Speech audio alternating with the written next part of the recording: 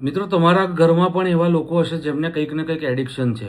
એ કદાચ આલ્કોહોલનું હોઈ શકે કે સિગરેટ્સનું પણ હોઈ શકે, રાઈટ? તો તમને આવા કોઈ પણ એડિક્શન હોય તો એની માટેની એક દિશા આપેલી છે વાસ્તુમાં, west of north west. West એટલે કે પશ્ચિમ અને નોર્થ વેસ્ટ એટલે કે વાયવ્ય.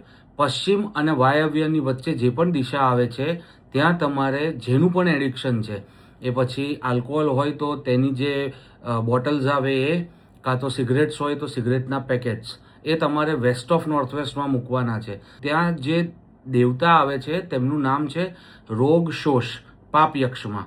તો આ દેવતાનું કામ છે તમને એડિક્શન આપવું. તો ત્યાં અગર તમે બધું પ્લેસ કરો છો તો તમને એડિક્શન છોડવામાં બહુ જ આસાની રહેશે. આમાં તમે કમેન્ટ્સ કરી શકો છો કે તમને કેવા રિઝલ્ટ્સ મળ્યા.